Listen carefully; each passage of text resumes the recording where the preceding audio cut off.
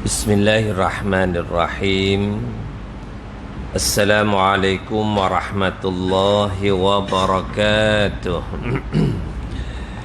Untuk sama-sama mendapat kerahmatan, keberkatan insya-Allah Subhanahu wa taala dalam kuliah maghrib kita pada malam ni, marilah sama-sama kita mulakannya dengan Ummul Quran Al-Fatihah. أعوذ بالله من الشيطان الرجيم بسم الله الرحمن الرحيم الحمد لله رب العالمين الرحمن الرحيم مالك يوم الدين إياك نعبد وإياك نستعين اهدنا الصراط المستقيم صراط الذين أنعمت عليهم غير المغضوب عليهم ولا الضالين آمين. أعوذ بالله السميع العليم من الشيطان الرجيم بسم الله الرحمن الرحيم الحمد لله رب العالمين والصلاة والسلام على أشرف الأنبياء والمرسلين وعلى آله وصحبه أجمعين. اللهم نور قلوبنا بهدايتك كما نورت الأرض بنور شمسك أبدا أبدا يا أرحم الراحمين. اللهم فقهنا في الدين وعلمنا التأويل واهدنا صراطك المستقيم وصلى الله على سيدنا محمد وعلى آله وصحبه وبارك وسلم والحمد لله رب العالمين. Alhamdulillahi Rabbil Alamin wa bihi nasta'in wa nastaghfiruh wa na'udzu billahi min sururi anfusina wa min sayyiati a'malina may yahdihillahu fala mudilla lahu wa may yudlil fala hadiya lahu. Asyhadu an la ilaha illallah wahdahu la syarika lah wa asyhadu anna Muhammadan abduhu wa rasuluh.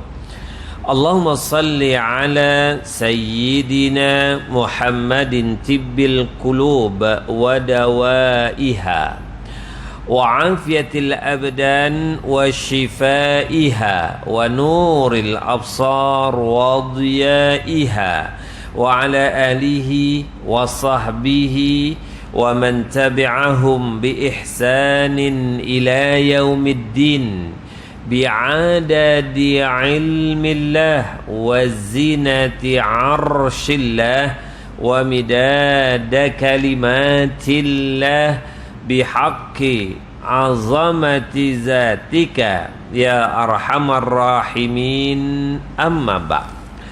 Yang saya hormati apabila tuan-tuan imam, tuan-tuan Bilal, pengusi dan barisan kepimpinan surau ini. Seterusnya tuan-tuan haji, tuan-tuan muslimin muslimat, mukmin mukminat, adik-adik, anak-anak yang dirahmati Allah sekalian. Syukur alhamdulillah, dengan izin Allah Subhanahu wa taala kita masih diberi kesempatan, diberikan lagi juga kesihatan, terus diberikan kekuatan istiqamah untuk meneruskan amal ibadah yang kita usahakan. Mudah-mudahan Allah Subhanahu wa taala masih menerima amal ibadat kita, walaupun mungkin kedapatan ada kekurangannya, kelemahannya. Mudah-mudahan di sisi Allah Subhanahu wa taala Allah pertimbangkan amalan-amalan kita itu untuk mendapatkan pahala dan redha di sisi Allah Subhanahu wa taala. Amin ya rabbal alamin. Tuan-tuan, untuk malam ni kita akan sambung semula perbincangan kita berdasarkan permata kitab ilmu tauhid ini, permata ilmu tauhid ini. InsyaAllah pada malam ni kita cuba selesaikan tajuk yang ke-19 yang berkaitan dengan keterangan khilaf pada pengucapan dua kalimah syahadah dan makna Islam menurut syarak. Ya tuan-tuan, Allah Subhanahu wa taala, InsyaAllah pada malam ni kita akan sambung di halaman 86. Sebelum kita sambung halaman berkenaan antara jis perbincangan kita, terdapat perbezaan di kalangan para ulama dalam nak membahaskan tentang status seseorang. Adakah telah dikira beriman ataupun tidak? Adakah mereka mesti merangkumi ketiga-tiga elemen penting dalam asas yang penting dalam menentukan seseorang itu dikategorikan sah atau tidak keimanan mereka di sisi Allah Subhanahu wa taala. Sebagaimana yang dibahaskan, adakah perlu kepada tasdiq bil qalbi, takrir bil lisan wal amal bil jawarih. Perlu ada pada mereka itu pengakuan mengisakan, mentauhidkan, mengimani Allah Subhanahu wa taala dalam hatinya dan pengucapan di lisannya serta dibuktikan melalui amalan, melaksanakan amalan melalui anggota tubuh badannya. Sepakat di kalangan majoriti para ulama menegaskan ketiga-tiga ini kena ada. Walaupun sebahagian kecil mereka menyatakan cukup dengan sekadar ada pengakuan dan pengucapan itu mengesakan Allah telah memadai, dikategorikan sebagai orang yang beriman. Namun majoriti menyatakan ketiga-tiga ini mesti kena ada, kecuali orang yang dikategorikan cacat lisannya. Barangkali kerana bisu, kerana OKU dia, pengucapannya tak mampu nak melafazkan pengucapan, cukup untuk mereka seperti ini pengakuan di hati dan amalan dengan perbuatan anggota tubuh badan.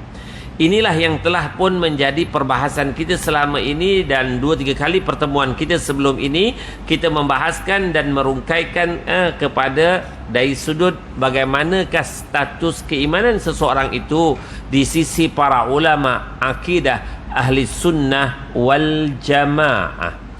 Ya tuan-tuan ya Allah Subhanahu wa taala, dalam perbahasan itu kalaulah orang yang mampu mengucapkan kalimah syahadah tersebut, adakah mereka kena melafazkan dengan sempurna terlebih dahulu ucapan asyhadu an la ilaha illallah wa asyhadu anna muhammadar rasulullah, hanya semata-mata pengucapan itu sahajakah yang dikategorikan sah imannya, atau adakah ada lagi pengucapan yang menunjukkan mengakui keimanannya kepada Allah, mengakui kerasulan baginda sallallahu alaihi wasallam, telah pun diterima status keimanannya bagi orang yang melafazkan pengucapan tersebut.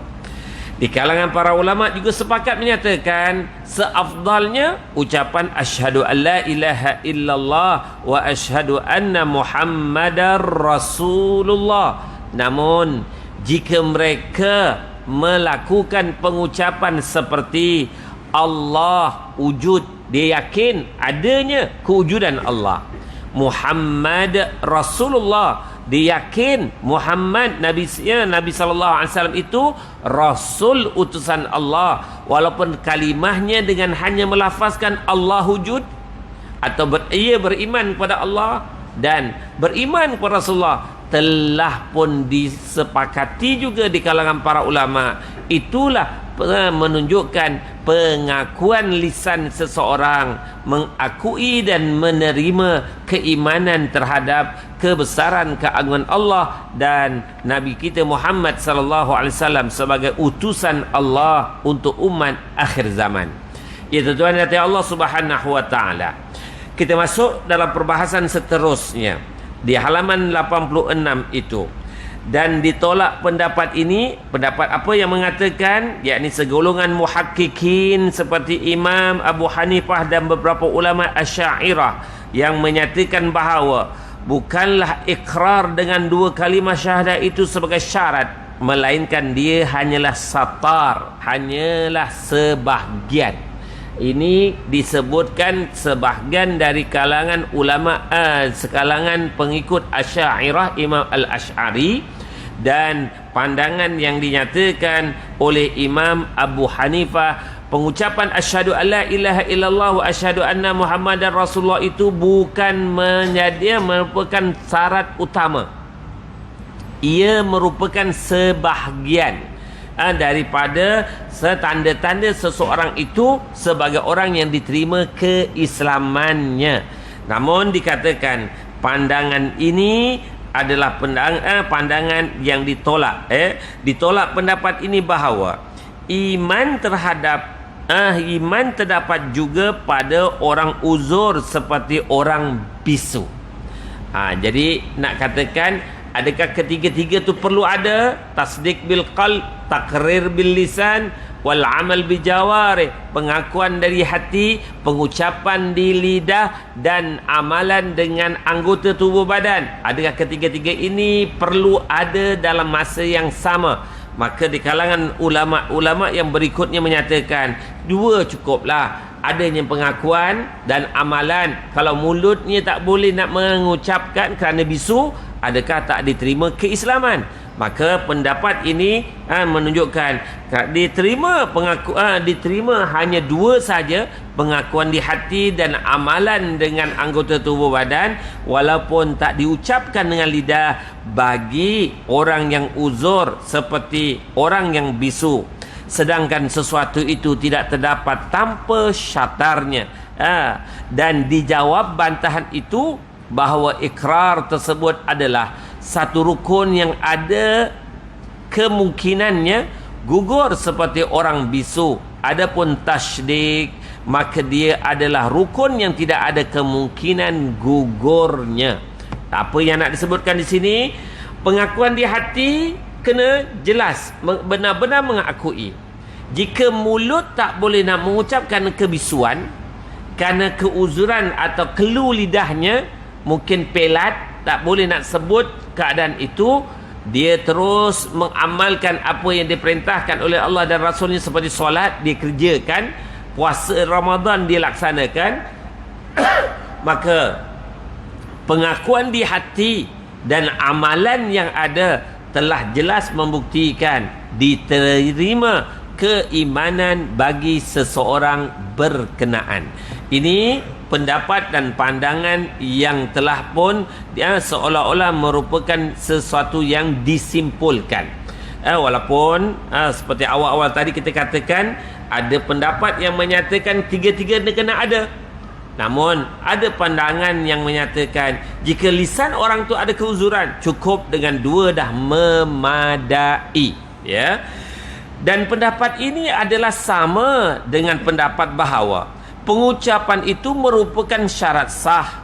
Maka barang siapa yang membenarkan dengan hatinya dan tidak disertai ikrar pengucapan selama hidupnya, baik sekali atau lebih, maka tidaklah dia mukmin baik di sisi kita maupun di sisi Allah Subhanahu wa taala.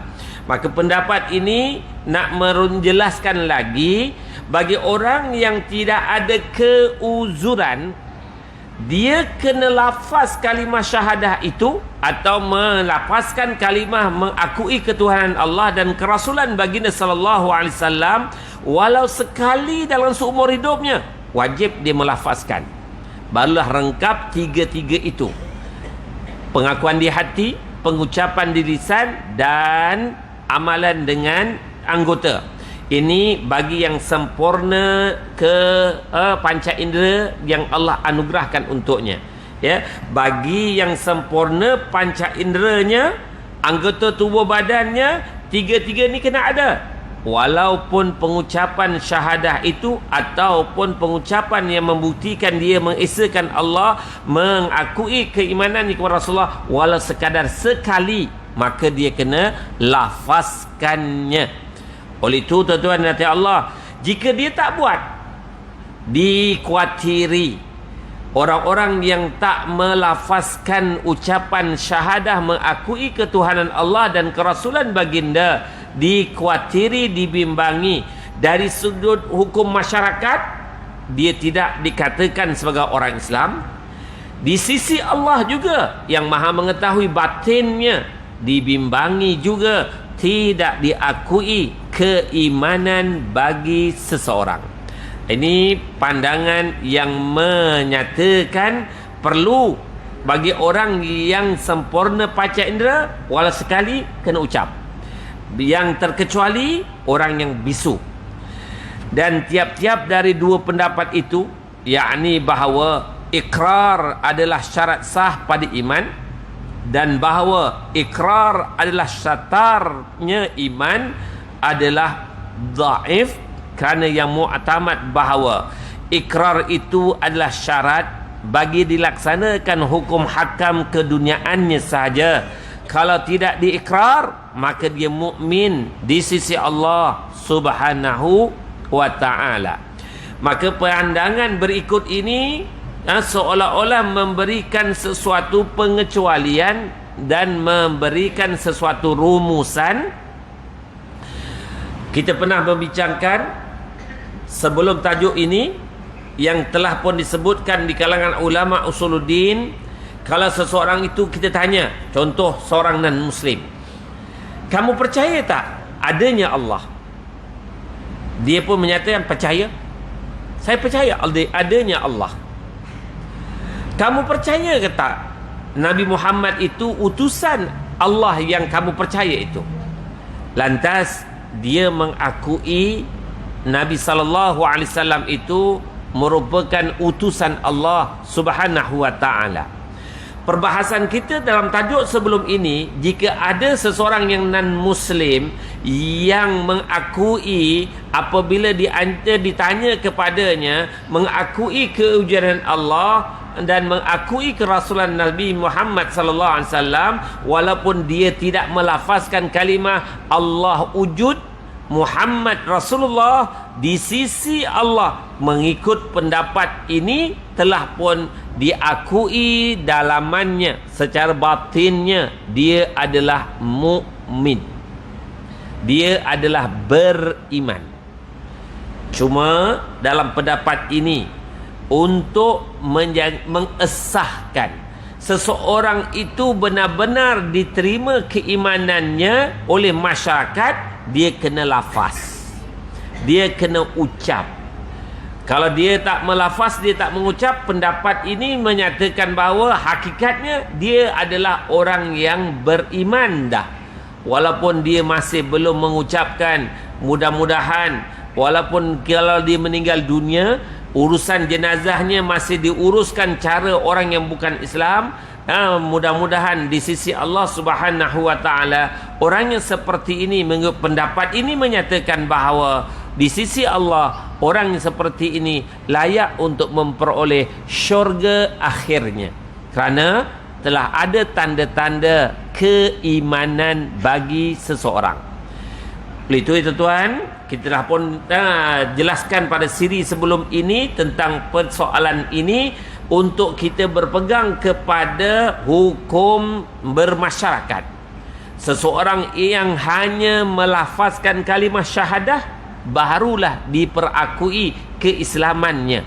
Kalau dia baru mengakui dengan menerima kewujudan Allah, kerasulan Nabi Muhammad, tapi belum melafazkan kalimah syahadah, hanya di sisi Allah dia beriman, dalam kehidupan bermasyarakat kita tidak boleh berhukum yang dia itu telah pun menjadi orang Islam, kerana hukum bermasyarakat itu hukum berdasarkan zahir. Sebagaimana kaedah menyatakan, nahnu nahkum bizzawahir wallahu ya'lamu bissarair. Kita berhukum benda zahir, Allah yang mengetahui apa yang di dalam. Jadi kalau kita nak katakan, nak hebahkan dia itu Islam, kalau dia dah sebut kalimah syahadah, betul, kita boleh hebahkan dia itu Islam. Tapi kalau dia belum sebut lagi, kita tak boleh nak menghebahkan dia dah pun Islam. Ini hukum yang diterima pakai sebagai panduan umum. Berbalik pada persoalan tadi, kalau orang yang telah pun melafazkan kalimah tersebut, mengikrarkan kalimah tersebut, maka kalimah ikrar itu telah pun dikira sebagai orang-orang yang mukmin, ya, orang-orang yang mukmin di sisi Allah Subhanahu wa taala. Manakala dalam hukum bermasyarakat kita tak boleh hebahkan dia telah pun menjadi mukmin. Seterusnya tuan-tuan, berikut dijelaskan pula berkenaan dengan persoalan Islam. Apakah maksud atau definisi Islam? Yang awal-awal perbahasan ini menjelaskan tentang definisi iman dan apakah syarat-syarat diterima keimanan seseorang. Maka telah pun kita bahaskan dengan panjang lebar, dan kini kita masuk kepada frasa yang keduanya berkaitan dengan Islam. Maknanya menurut syarak adalah melaksanakan dan tunduk terhadap apa yang didatangkan oleh Nabi SAW berupa sesuatu yang diketahui dari agama dengan daruri. Seseorang yang patuh, yang melakukan apa yang diperintahkan oleh Rasul SAW dalam perkara asas agama, dalam perkara dasar agama, inilah dikatakan seseorang yang telah pun menjadi Islam. Contoh tuan-tuan, benda yang daruri dalam agama, benda yang asas dalam agama, benda yang menjadi prinsip dalam agama, apa dia? Mengesahkan Allah, dia buat. Dia kata dia terima, dia mengesahkan Allah. Benda yang asas dalam agama, di antara kefarduan 5 kali 5 waktu solat fardu sehari semalam. Dia tahu ini kewajipan, dia buat. Itu tanda dia dah menerima sebagai orang yang akur tunduk kepada Allah dan apa yang dibawa oleh baginda sallallahu alaihi wasallam, maka diterimalah keislamannya. Begitulah juga bulan Ramadan dia berpuasa, maka telah membuktikan diterima keislamannya. Dia ada harta yang lebih, dizakatkan, membuktikan dia telah pun akur kepada peraturan itu. Inilah menunjukkan diterima keislamannya. Oleh itu maksud Islam tunduk, patuh, laksana. Yang dizahirkan, yang zahir itu yang merupakan apa yang disampaikan, yang dibawa, yang diperintahkan oleh baginda sallallahu alaihi wasallam, maka itulah yang dikatakan Islam. Sebab tu Islam ini juga dimaksudkan dengan menyerah diri, akur kepada apa yang disampaikan oleh baginda sallallahu alaihi wasallam. Seterusnya, adapun maknanya menurut bahasa lughah, maka dia adalah semata-mata melaksanakan dan tunduk. Dari sudut syarak, dia buat, dia lakukan apa yang dibawa, yang disampaikan oleh baginda sallallahu alaihi wasallam. Secara umumnya benda-benda yang diperintah dia lakukan, benda-benda yang dilarang dia tinggalkan. Dia telah pun dikategorikan Islam. Manakala dari sudut bahasanya, apabila dia tunduk, apabila dia patuh kepada apa yang dibawa oleh baginda sallallahu alaihi wasallam, itulah yang dikatakan Islam. Berdasarkan makna ini, maka iman dan Islam berbeza dari segi makna dan cabang-cabangnya, perinciannya, afradnya, meskipun kedua-duanya berlazim-laziman, yakni talazum, berkait rapat antara satu sama lain menurut syarak, dengan memandang tempat sesuatu bersatunya ke arah yang dipandang, yakni di sisi Allah Subhanahu wa taala atau di sisi kita.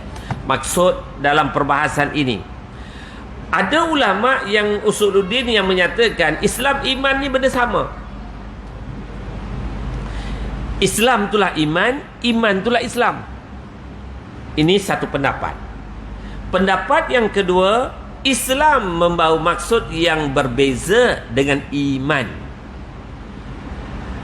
Islam melaksana, tunduk apa yang zahir yang diperintah oleh Allah dan Rasulnya dibuat, apa yang zahir yang dilarang oleh Allah dan Rasulnya ditinggalkan. Itulah Islam. Manakala iman, pengakuan di hati, seseorang yang mengakui dalam dirinya tentang kebesaran keagungan Allah, Allah yang maha agung disembah, Allah yang menentukan rezeki, Allah yang menentukan ajal maut, begitulah seterusnya, Allah yang menguruskan kehidupan dunia dan akhirat, dan itulah yang dikatakan sebagai iman.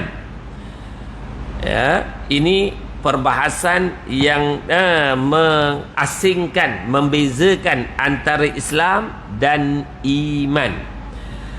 Perbahasan yang mengasingkan ini menggunakan apa yang terkandung dalam Al-Quran. Antaranya, a'udzubillahi minasyaitanirrajim, wa qalatil a'rabu amanna walakin qulu aslamna.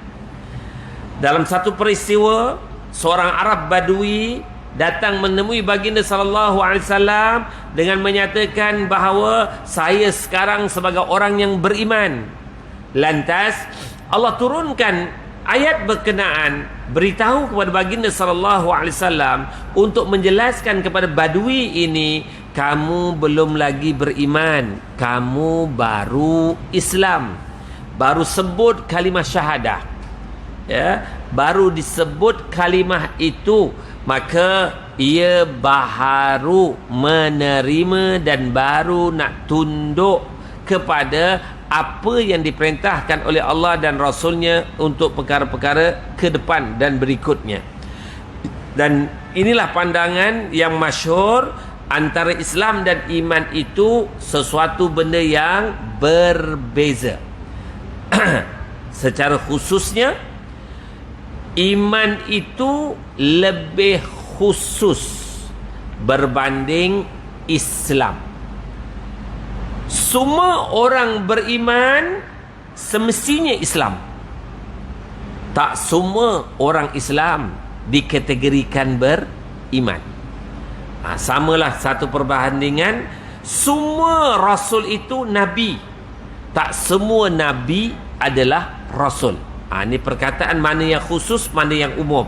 Jadi dalam perbahasan ni, yang umumnya perkataannya adalah perkataan Islam, yang khususnya adalah perkataan iman. Oleh itu, semua orang beriman wajib dia adalah orang Islam. Namun tak semestinya, bukan semua orang Islam semestinya beriman. Ada orang yang mengucap dah kalimah syahadah, tapi solat masih lagi dia tak nak buat, zakat masih lagi dia tak nak buat, puasa masih lagi dia tak nak buat. Ucapan kalimah syahadah itu dah menunjukkan dia Islam. Dalam perbahasan dia untuk taat kepada perintah Allah Subhanahu wa taala yang seterusnya, dia tak laksanakan. Sebab tu dalam ayat yang lain Allah juga menegaskan, wa ma kana lil mu'minin wala mu'minatin idza qadallaha wa rasulahu amra ayyakula lahumul khiyarah. Sadaqallahul azim. Tak dikatakan sempurna keimanan seseorang itu sebagai seorang lelaki atau perempuan yang beriman, tak dikira dia sebagai orang yang beriman apabila diperintahkan oleh Allah dan Rasulnya sesuatu perintah, sesuatu ketetapan, dia mencari helah untuk meninggalkan atau tak mahu melakukan perintah tersebut. Maka ayat ini Allah nak menjelaskan, tak beriman orang yang macam ni. Tapi dah Islam tak dia? Islam. Tapi dia masih belum dikategorikan beriman. Itulah beberapa ayat-ayat yang nak membuktikan pandangan para ulama berpegang kepada hujah-hujah berkenaan. Ya tuan-tuan yang dirahmati Allah Subhanahu wa taala,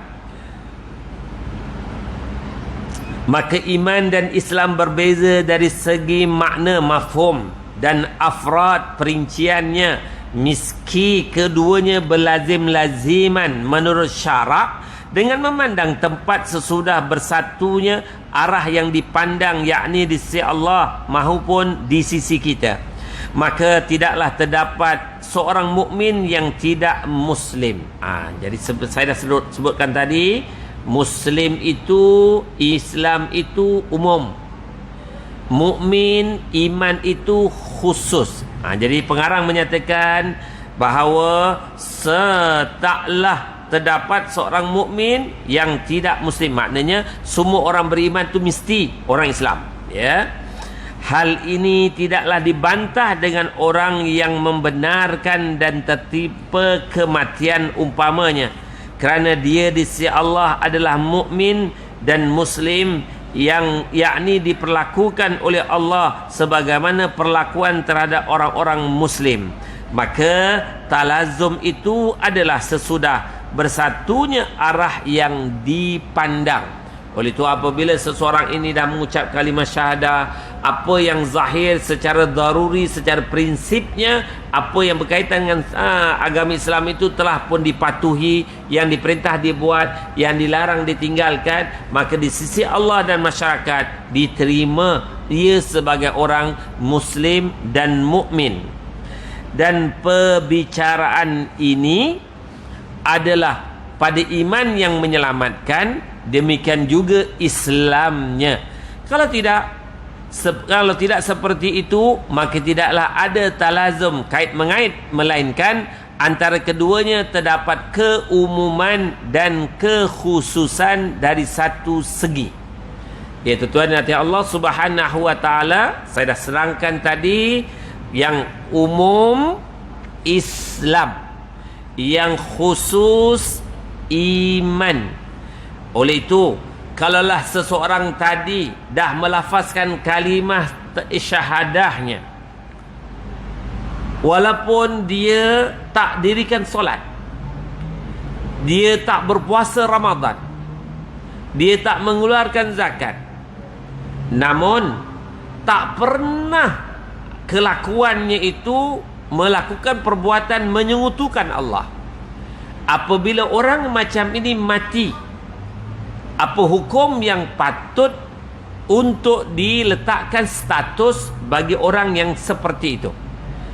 Umumnya tahu dia mengucap kalimah syahadah, umum tahu dia tak solat, tak puasa, tak zakat, dan umum tahu dia tak pernah melafazkan ucapan yang berbentuk mempersoal, mempertikai, menyekutukan Allah. Tak ada.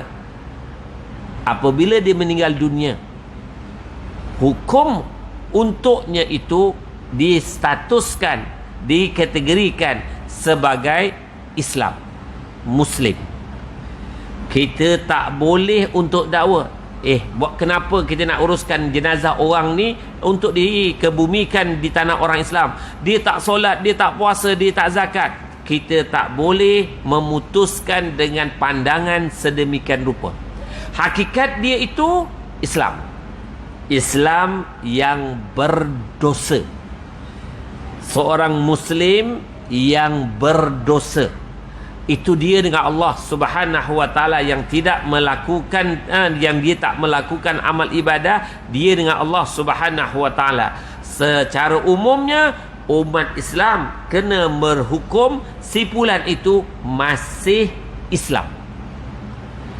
Namun kalaulah ia telah melafazkan kalimah-kalimah yang menunjukkan penyengutuan terhadap Allah, dan diberitahu, diingatkan, dinasihatkan untuk taubat nasuha, melafazkan kalimah syahadah semula, dia enggan, dia bantah, dia engkar. Yang ini kita dah bincangkan dah siri-siri sebelum ini. Bukan kita yang menghukum, kita serahkan kepada pihak yang berautoriti untuk meletakkan status apa hukum orang yang seperti ini.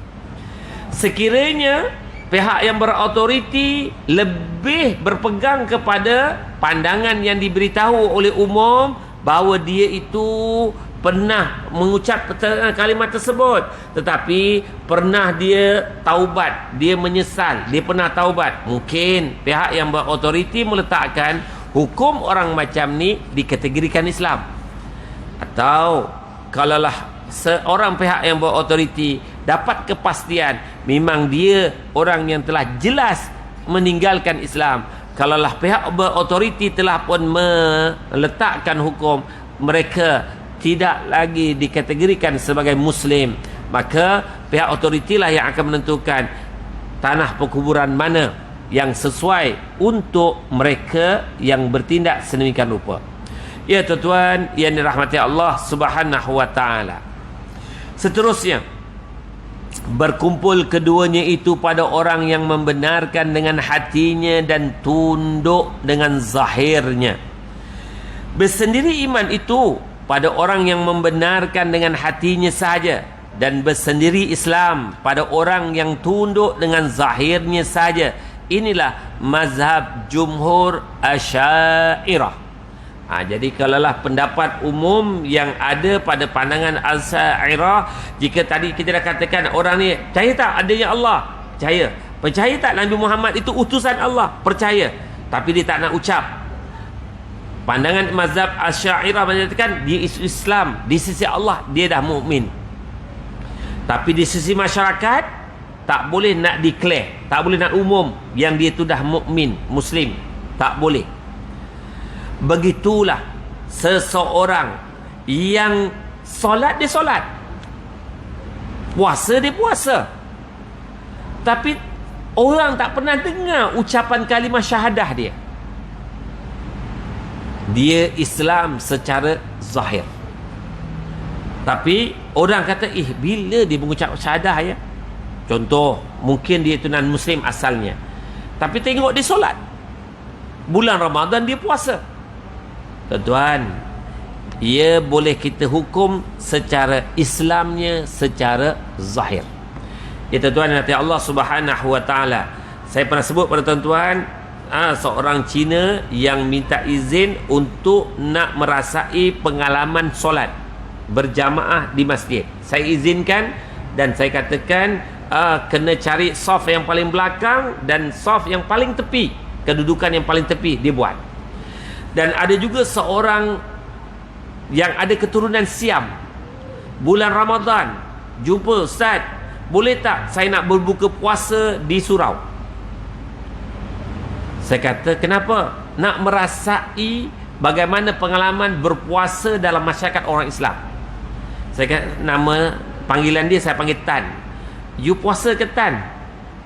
Saya puasa. Dari pagi sampai petang ni saya tak makan apa-apa. Saya kata sila. Dan saya kata mudah-mudahan hidayah Allah akhirnya anda akan rasa. Dia pun sebut, lainlah Ustaz, apabila boleh berpuasa dan dapat buka puasa sama, saya kalau tak pergi datang ke surau rasa rindu ke surau. Tuan-tuan, belum ucap kalimah syahadah, tapi perasaan rindu tu dia lafazkan, rasa rindu ke surau. Yang peliknya orang kita pula tak rasa apa-apa kalau tak datang ke surau. Yang tu ada yang maknanya mudah-mudahan sahabat-sahabat kita ni sekurang-kurangnya rindulah, walaupun tak kesempatan nak pergi tapi teringat rasa rindu ya. Ada juga orang kata, Ustaz, nantilah pencen insya-Allah saya akan jadi regular di masjid di surau Ustaz. Lah mudah-mudahan lah, kalau panjang umur mudah-mudahan ya. Mudah-mudahan apa yang dicita-citakan itu tercapai juga. Ya tuan-tuan dan hadirin Allah Subhanahu wa taala. Berbalik pada isu perbincangan kita ini, kalaulah seseorang tadi zahirnya dia buat solat, puasa, tetapi orang tak pernah dengar kalimah syahadahnya, ia mengikut pandangan jumhur, majoriti Imam Asy'ariyah itu menyatakan Islamnya itu hanya zahirnya. Hakikat sebenar Allahu a'lam ya. Adapun jumhur Imam mazhab Maturidiyah ya tuan, dalam perbahasan ilmu akidah kita terbahagi pada dua ulama yang besar. Satu Imam Al-Maturidi, satu Imam Al-Asy'ari. Dua-dua ni rujukan utama kepada kita mazhab ahli sunnah wal jamaah. Jumhur Maturidiyah dan muhakkik Asy'ariyah, maka mereka berpendapat bahawa iman dan Islam itu satu mafhumnya. Bagi pandangan dua-dua mazhab ini, secara umumnya iman dan Islam maksud yang sama, makna yang sama ya. Namun sebahagian besar juga menegaskan beza, kerana ayat tadilah wa qalatil a'rabu amanna walakin qulu aslamna. Apapun tuan-tuan nanti Allah Subhanahu wa taala, itu perbahasan dari sudut ilmiahnya. Hakikatnya hakikat Islam dan iman ke arah matlamat yang satu, matlamat yang sama, ya. Perbezaan pendapat tersebut menurut zahirnya adalah hakiki, dan sebahagian mereka ada menetapkan bahawa makna Islam itu adalah iz'an batini, yakni pengakuan secara batin dengan dalil. Apakah orang-orang yang telah Allah lapangkan dadanya untuk Islam lantas dia berada di atas cahaya dari Tuhannya, ya. Namun pendapat yang pertama menjawab bahawa makna ayat itu adalah afaman syarahallahu sadrahu liqabulil Islam, apakah orang yang telah Allah lapangkan dadanya untuk menerima Islam. Itu adalah Allah Subhanahu wa taala. Maka terdapat perbezaan dalam pemahaman di kalangan para ulama yang berkaitan dengan persoalan Islam dan iman itu adakah dalam makna yang sama atau dalam makna dan definisi yang berbeza. Sakat pembacaan saya, sakat pengetahuan saya, kebanyakan sepakat menyatakan ada beza antara Islam dan iman. Ada yang seperti saya sebut tadilah, umum dan khususnya. Islam itu umum, yang khususnya adalah iman. Bukan semua orang Islam beriman, tetapi semua orang yang beriman pastinya Islam. Itu tuan dari Allah Subhanahu wa taala. Sebahagian ulama menjadi khilaf, menjadikan perbezaan, ya, menjadikan khilaf itu, perbezaan itu lafzi secara sebutan, dengan memandang kepada tempat kembalinya persoalan. Dari sudut Islam ni, akhirnya tujuan Islam tu tunduk pada siapa? Allah. Iman seseorang itu meyakini siapa? Allah. Jadi mereka menyatakan, bukankah persoalan ni kepada satu arah yang sama? Kita bagi laluan azan terlebih dahulu.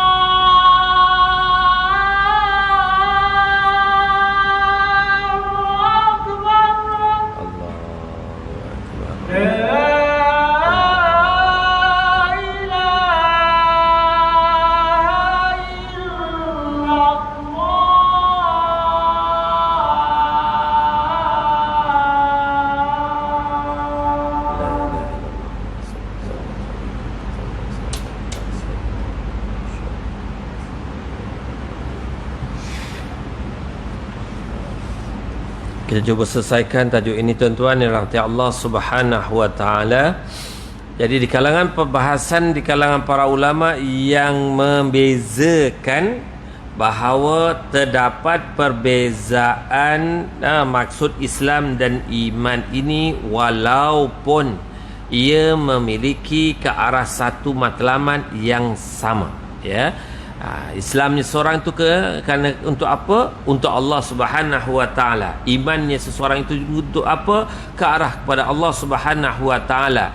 Namun pendapat yang mengatakan bahawa mafhum ataupun makna kedua-duanya itu berbeza kepada makna bahawa keduanya itu berbeza maknanya meskipun ke arah satu tempatnya, maka kembalilah persoalan itu kepada berbezanya makna dan hal-hal perincian yang berkaitan dengan iman dan Islam secara sepakat. Contoh tuan-tuan yang nak menyatakan Islam dan iman ni berbeza. Contoh, dia mengucap kalimah syahadah, benar dia Islam. Kemudian dia pergi ke kedai jual arak, dia minum arak. Apabila dia minum arak, Islamnya macam mana? Islam tetap Islam. Adakah ketika dia minum arak dia beriman? Tak. Kalau dia beriman, dia tak akan minum arak. Tapi Islamnya jatuh tak? Tak. Islam tetap Islam. Gugurnya itu waktu dia melakukan maksiat dosa besar itu, imannya itu yang gugur. Contoh lain, dia pergi ke kedai jual ekor. Dia mengucap kalimah syahadah. Islam tak? Islam. Pergi ke kedai ekor, beli nombor ekor. Adakah pada waktu itu gugur Islamnya? Tak. Dia masih statusnya Islam. Tapi waktu dia melakukan perbuatan dosa besar berjudi itu, dia dikategorikan gugur imannya. Orang yang beriman takkan melakukan dosa besar. Begitulah contoh-contoh yang lain. Orang yang masih lagi ada keimanan dalam dirinya, dia tak akan buat dosa besar. Dia tak akan buat apa yang Allah larang, dia tak akan buat. Saat dia melakukan benda itu, itulah saat gugurnya imannya. Selesai dia melakukan benda dosa besar tadi, dia Islam dan beriman. Oleh itu ya tuan-tuan, saat melakukan perbuatan dosa besar, barulah saat itu dikategorikan gugur imannya. Islamnya tak gugur. Katakanlah waktu dia minum arak, okey, waktu dia minum arak, waktu itulah dia mati. Adakah kita boleh katakan dia tu jadi kafir? Haram. Tak boleh. Dia Islam.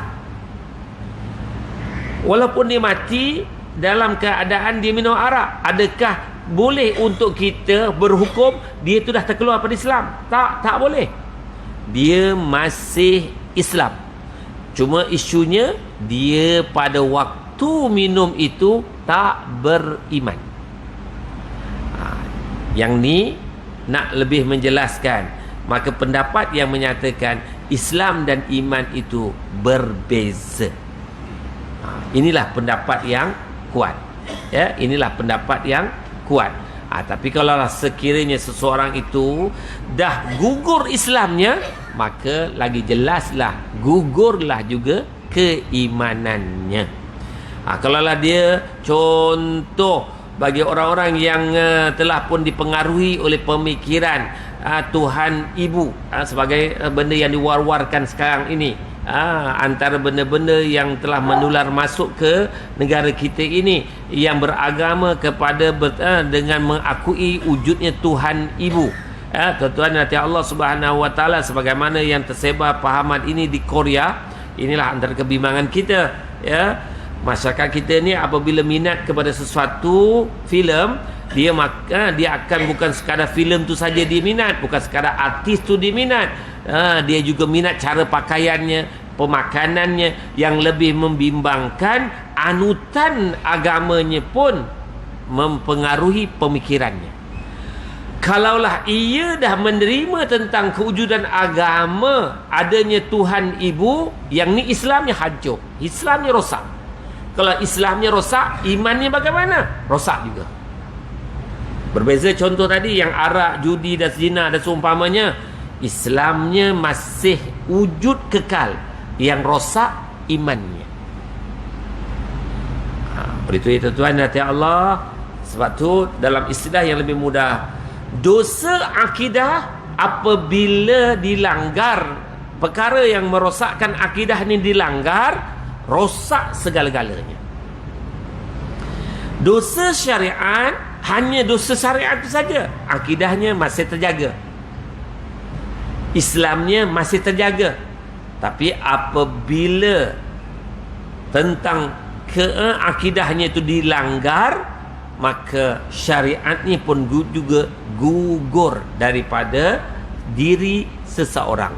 Wa iyazubillah. Dan orang yang macam inilah yang akan menjadi bahan bakaran api neraka. Wa iyazubillah. Ya tuan, mudah-mudahan contoh-contoh yang saya berikan tadi itu lebih menjelaskan maksud Islam dan iman itu yang masyhurnya berbeza, bukannya satu benda makna yang sama. Dengan demikian maka makna iman adalah tasdik, pengakuan pada batin dan afradnya, ya, dan adalah beberapa tasdik, seperti tasdiknya contoh Zaid, tasdiknya Ammar, tasdiknya Bakar dan seterusnya. Sedangkan makna Islam adalah tunduk dan afradnya ada beberapa ketundukan, seperti ketundukan Zaid, ketundukan Ammar, ketundukan Bakar dan seterusnya. Adapun tempat keduanya adalah satu, maka tiap-tiap tempat bagi salah satunya adalah tempat bagi yang lain. Begitulah juga sebaliknya. Benar, matlamatnya ke arah satu, mengesahkan Allah, bertuhankan Allah, namun letaknya itu berbeza-beza kedudukannya. Saya dapat contoh tadi, orang mengucap kalimah syahadat, betul, Islam. Tapi kalau dia melakukan dosa besar seperti judi, waktu dia melakukan judi, imannya jatuh, imannya gugur. Apabila dia selesai berjudi kalah, adakah terus gugur imannya? Imannya bersama dia balik, Islamnya memang dah ada, bersama baliklah keimanannya. Namun kalau yang membimbangkan, saat dia berjudi itulah dia mati, maka yang hanya ada pada dirinya ialah Islam yang ada pada dirinya. Dan sudah pastilah jika Allah memberi kerahmatan untuk menyelamatkannya ke arah ke syurga Allah, maka itulah orang kata kasih sayang Allah kepada umat baginda sallallahu alaihi wasallam yang begitu tinggi. Jika Allah Subhanahu wa taala tidak memberikan keampunan dan terus dia kekal abadi dalam neraka Allah, itulah keadilan Allah untuknya. Allahu a'lam ma a'lam wallahu khairum mimma la a'lam. Mudah-mudahan Allah merahmati kita semua dalam perbincangan kita berkaitan dengan persoalan ini. Jika ada perbincangan tuan-tuan, kalau saya boleh bagi respon dengan izin Allah, saya cuba. Kalau tak mampu, mohon tangguh, minta maaf banyak. Wallahu a'lam.